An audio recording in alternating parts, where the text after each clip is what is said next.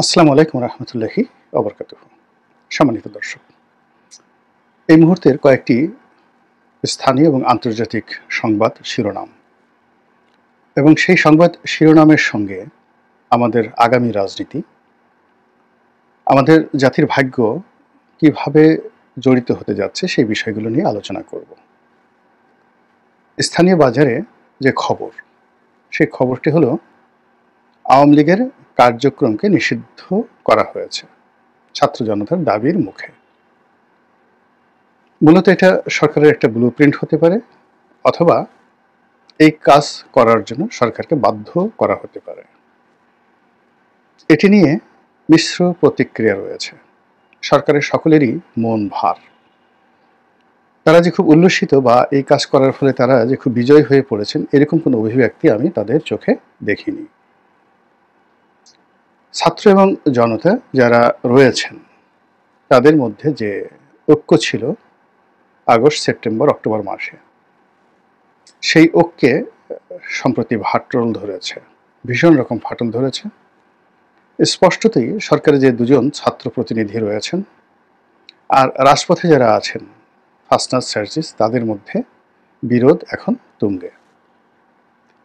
এর পরের যে খবর, সেটি হলো সরকারের ভিতরে এবং বাইরে ডক্টর আসিফ নজরুলকে উদ্দেশ্য করে বা তাকে টার্গেট করে যে সকল কথা এবং বার্তা ছড়ানো হচ্ছে, তাতে করে এই ভদ্রলোকের জীবন রীতিমতো জাহান্নামে পরিণত হয়ে গেছে। তিনি অসহায় হয়ে পড়েছেন এবং এতটা অসহায় যে ফেসবুকে এসে তার নিজের মনের কথা বলতে হচ্ছে। আশ্চর্যজনক ব্যাপার হলো, তার সেই ফেসবুক যে কমেন্টগুলো, সেই কমেন্টগুলোতে তার পক্ষে কোনো লোক নেই এই মুহূর্তে। এমনকি তার একান্ত আপনজন যারা আছেন, যারা তাকে আদর্শ মনে করতেন, এবং সারা বাংলাদেশের শিক্ষকদের মধ্যে এই জুলাই পূর্ব সময়ে তার যে জনপ্রিয়তা ছিল, এমন জনপ্রিয়তা বাংলাদেশের কোনো বিশ্ববিদ্যালয়, কলেজ বা স্কুলের কোনো শিক্ষকের জীবনে জাতীয় পর্যায়ে ঘটেনি। একেবারে টপ অফ দ্য লেভেল। কিন্তু তিনি যদি এখন পদত্যাগ করেন, তারপর বিশ্ববিদ্যালয় ক্যাম্পাসে ফিরে যান, ঘোরাফেরা করেন, এই বিষয়গুলো একেবারে অসম্ভব ব্যাপার।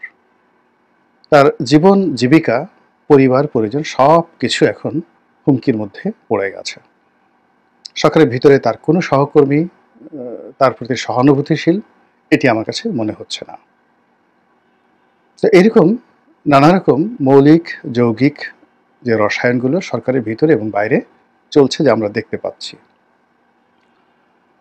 এরপর বাংলাদেশকে কেন্দ্র করে কতগুলো আন্তর্জাতিক ঘটনা ঘটছে, সেগুলো বলার আগে আওয়ামী লীগ যে নিষিদ্ধ হলো, ওটা নিয়ে দু চার কথা বলে নেই। আওয়ামী লীগ নিষিদ্ধ হলো, এটা বিএনপি ভালোভাবে নেয়নি।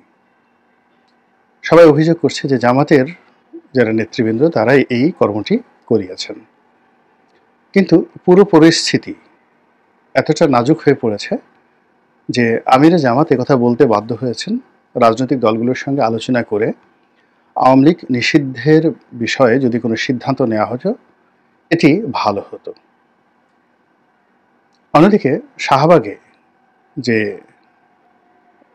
উত্তাল সেই ছাত্র জনতার সম্মিলন চলছে, সেখানে আনন্দ মিছিলের প্রস্তুতি চলছে আমি যখন এই ভিডিও করছি।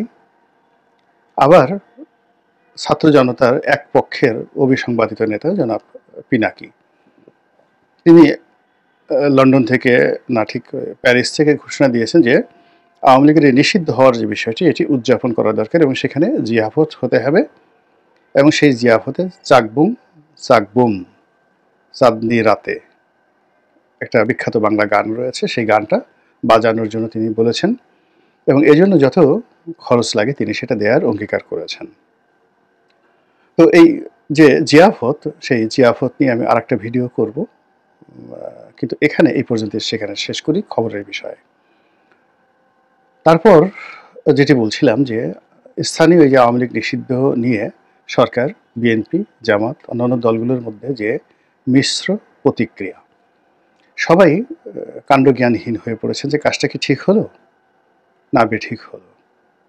এই কাজের প্রেক্ষিতে আমাদের কি বলা উচিত, আমাদের স্ট্যান্ড কি হওয়া উচিত, এই বিষয়ে সরকার, বিরোধী দল কিংবা আগামীতে যারা ক্ষমতায় আসবে বলে ধরে নেওয়া হচ্ছে, তারা কেউ স্ট্রিক্ট, কনক্রিট অ্যান্ড পয়েন্টিভ কোনো সিদ্ধান্ত জানাতে পারছে না বা বক্তব্য দিতে পারছে না। এবং এই দ্বিধাদ্বন্দ্বতা জাতির জীবনে মারাত্মক বিপর্যয় ডেকে নিয়ে আসে। আমাদের সীমান্তে দুটো বড় বড় সমস্যা রয়েছে, ভারতের সঙ্গে এবং মায়ানমারের সঙ্গে। মায়ানমারের সম্পর্কটি এখন আন্তর্জাতিক অঙ্গনে আমরা দ্বিমুখী চাপের মধ্যে পড়েছি। আমেরিকা এবং পশ্চিমা রাষ্ট্র, বিশেষ করে ইউরোপীয় ইউনিয়ন, তারা চাচ্ছে যে বাংলাদেশের ভিতর দিয়ে একটা মানবিক করিডর দেওয়া হোক এবং সেই করিডরটি জাতিসংঘ ব্যবহার করবে মানবিক ত্রাণ পৌঁছানোর জন্য। কোথায়? সেই আরাকান রাজ্যে। তো যেখানে আরাকান রাজ্যে সীমান্তে আরাকান আর্মি প্রহরারত এবং এই আরাকান আর্মির দ্বারা যারা বাস্তুচ্যুত, তাদের মধ্যে জাতিসংঘ কিভাবে ত্রাণ পৌঁছাবে এটা আমার মাথায় ঢোকে না। আমি সহ অন্যান্য যারা রয়েছেন বাংলাদেশের একেবারে অল্প বুদ্ধির মানুষ, তারা সবাই ভয় পাচ্ছেন, আতঙ্ক পাচ্ছেন যে মানবিক করিডোরের আড়ালে এই রোহিঙ্গা অঞ্চলে বার্মা অ্যাক্টের অধীন একটি নতুন রাষ্ট্র, সেটা খ্রিস্টান রাষ্ট্র হতে পারে, বৌদ্ধ রাষ্ট্র হতে পারে, মুসলিম রাষ্ট্র হতে পারে, এমনকি একাধিক রাষ্ট্র হতে পারে, ছোট ছোট রাষ্ট্র, সেটা গঠন করার জন্য আমেরিকা সর্বশক্তি নিয়োগ করছে এই মুহূর্তে।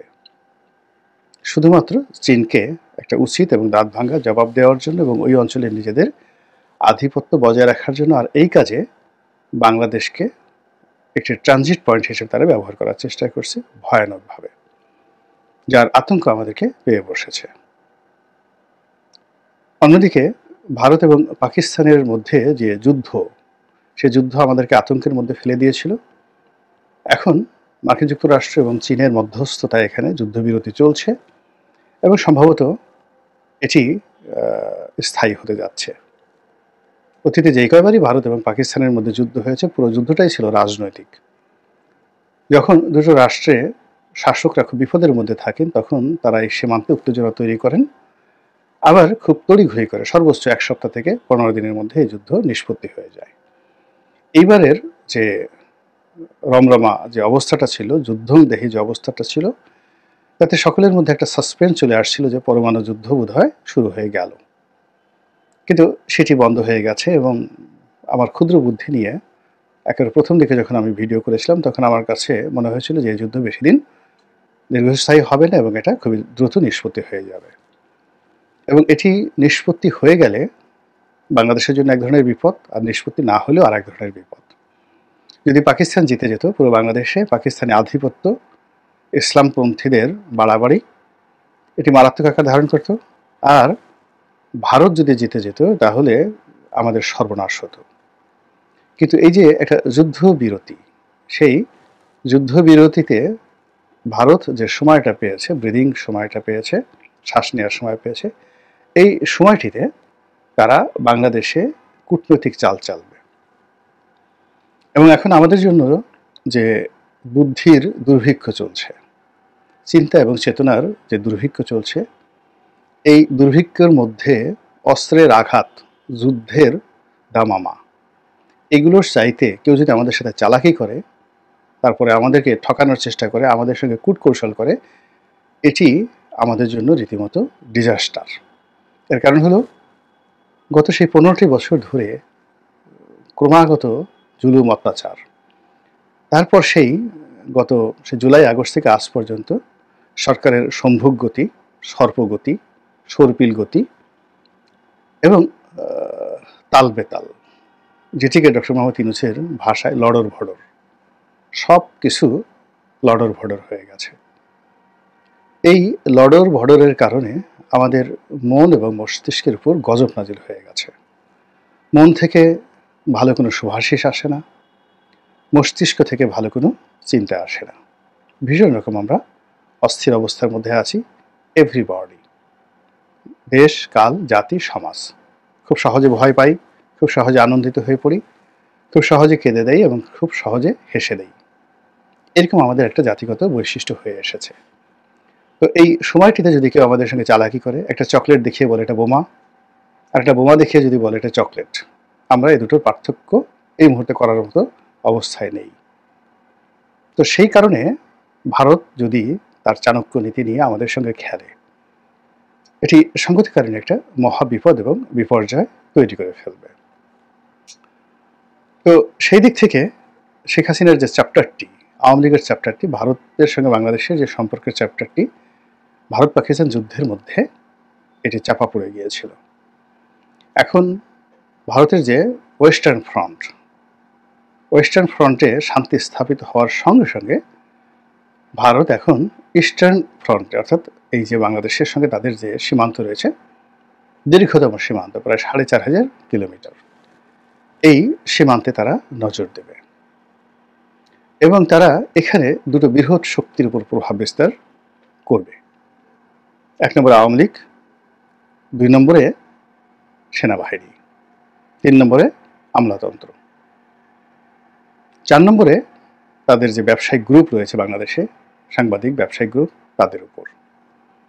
এবং এসব কর্মকাণ্ড করে প্রথমত এখানে যে সকল রাজনৈতিক শক্তি রয়েছে তাদেরকে আরো দুর্বল করবে, একেবারে যাকে বলা হয় সিকিমের পর্যায়ে তারা নিয়ে যাবে। আর তারা সর্বোচ্চ চেষ্টা করবে ছলে বলে কৌশলে আওয়ামী লীগকে বাংলাদেশে রাজনীতির ধারক বাহক করার জন্য, শেখ হাসিনাকে আবার ঢুকানোর জন্য। এখানে রাষ্ট্রের পক্ষ থেকে, সরকারের পক্ষ থেকে নিষেধাজ্ঞা জারি করা হয়েছে, এগুলোকে তারা একটা কচু পাতার পানিও মনে করছে না। যেখানে শেখ হাসিনার যদি ক্ষমতা ধরেন, সেই ক্ষমতা যদি 100 ডিগ্রি ফারেনহাইট হয়, আর এখন ডক্টর মোহাম্মদ ইউনূসের ক্ষমতা যদি ধরেন তাহলে 0 ডিগ্রি ফারেনহাইট, এটার কোনো উত্তাপই নেই, জিরো। তো সেই 100 ডিগ্রি ফারেনহাইট নিয়ে জামাতের মতো একটা ছোট দলকে তারা সর্বশক্তি দিয়ে নিষিদ্ধ করার চেষ্টা করেছে, দমন করার চেষ্টা করেছে, পীড়ন করার চেষ্টা করেছে। ফলাফল শুধু 0 নয়, রিভার্স, উল্টো হয়ে গেছে।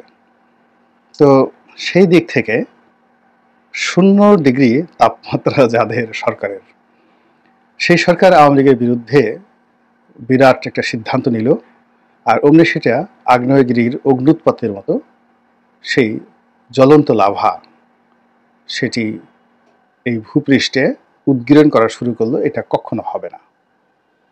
বরং এখানে আওয়ামী লীগের পক্ষে যে বিষয়গুলো হয়ে গেছে, আলটিমেটলি অনেকগুলো জিনিস চলে গেছে, এটি যারা এই সিদ্ধান্ত নিয়েছেন তাদের সবাইকে ভোগাবে। তো যেটা বলছিলাম যে এখন মে মাস চলছে, জুনের একেবারে প্রথম দিকে কুরবানির ঈদ এবং দীর্ঘকালীন ছুটি, প্রায় 10 দিন সরকারি অফিস আদালত বন্ধ থাকবে। এরপরে শুরু হবে উত্তপ্ত জুন মাস। তো জুন মাসের দিকে বাজেট প্রণয়নের সময় সরকার খুব ব্যস্ত থাকবে টাকা পয়সা হিসাব মেলানোর জন্য। জুন, জুলাই এবং আগস্ট মানে সেই আবার অভিশপ্ত আগস্ট আওয়ামী লীগের জন্য। ফলে এই সময়টিতে আওয়ামী লীগ সর্বশক্তি নিয়োগ করে তারা রাজপথ গরম করার চেষ্টা চলবে। তাদের যে নেত্রী শেখ হাসিনা এই টুস করে ঢুকে পড়ুন বা না পড়ুন, এটা ভয় দেখানো হবে। এবং এই ভয়ের জন্য তারা সেই রাখাল বালকের ঘটনা, তারা সেই গল্পের তারা মহড়া দেবে। আজকে ঢুকে গেছেন শেখ হাসিনা ত্রিপুরা দিয়ে, এখন কুমিল্লার এই সীমান্তে আছেন, এরকম গল্প বলবে। আজকে শেখ হাসিনা ঢুকে গেছেন দিনাজপুরে আছেন, গল্প। লোকজন গিয়ে দেখবে ভুয়া ভুয়া ভুয়া, এইভাবে চারিদিক থেকে যখন ভুয়া ভুয়া আওয়াজ হবে এবং লোকজন যখন একেবারে নিশ্চিত হবে যে আওয়ামী লীগের কোনো শক্তিই নেই, তখন অলনে ছাড়েন তারা এমন এক আক্রমণ চালাবে, এমন এক ঘটনা ঘটবে যা কিনা সবাইকে হতভম্ব করে দেবে। এবং এটা নতুন কিছু নয়, হাজার হাজার বার সকল রাজনৈতিক দল গোষ্ঠী এইভাবে করেছে। আপনি যদি শ্রীলঙ্কার ইতিহাস দেখেন, সেখানে দেখেন মহেন্দ্র রাজাপাকসে যেভাবে পালিয়ে গেছেন শেখ হাসিনা, সেভাবে পালিয়ে গেছেন। আবার সেই মহেন্দ্র রাজাপাকসের যারা লোকজন যেভাবে ক্যান্টনমেন্টে ছিলেন, ওভাবে শেখ হাসিনার লোকজন ক্যান্টনমেন্টে ছিল এবং এখনো আছে। তারপর সামরিক হেলিকপ্টারে করে মহেন্দ্র রাজাপাকসে পালিয়েছেন, সেই সামরিক হেলিকপ্টার করে তিনি আবার শ্রীলঙ্কাতে ফিরেছেন। এখন গিয়ে দেখেন তিনি কেমন আছেন। তো আমরা বাংলাদেশ শ্রীলঙ্কা হয়ে যাচ্ছে, হয়ে যাবে ইত্যাদি কথা যেভাবে বলছি, তার সঙ্গে সঙ্গে এই যে শ্রীলঙ্কার যে সাম্প্রতিক উদাহরণ, সেই উদাহরণগুলো যদি আপনি টানেন, আপনার ভয় না পেয়ে কোনো কারণ নেই। তো কাজেই পরিস্থিতি জটিল অবস্থায় আছে, এটা ক্রমশ জটিল হয়ে যাচ্ছে, প্রকৃতি খেলছে, আর সেই প্রকৃতির যে অবলীলা যে খেলাধুলা, ড্যাম কেয়ার প্লেয়িং, সেটা আমরা কিভাবে দেখব, কিভাবে আনন্দ পাব, কিভাবে উল্লসিত হব, এটা সময় আসলে বলা যাবে। আল্লাহ আমাদের সবাইকে হেদায়েত দান করুন এবং হেফাজত করুন। আসসালামু আলাইকুম ওয়া রাহমাতুল্লাহি ওয়া বারাকাতুহু।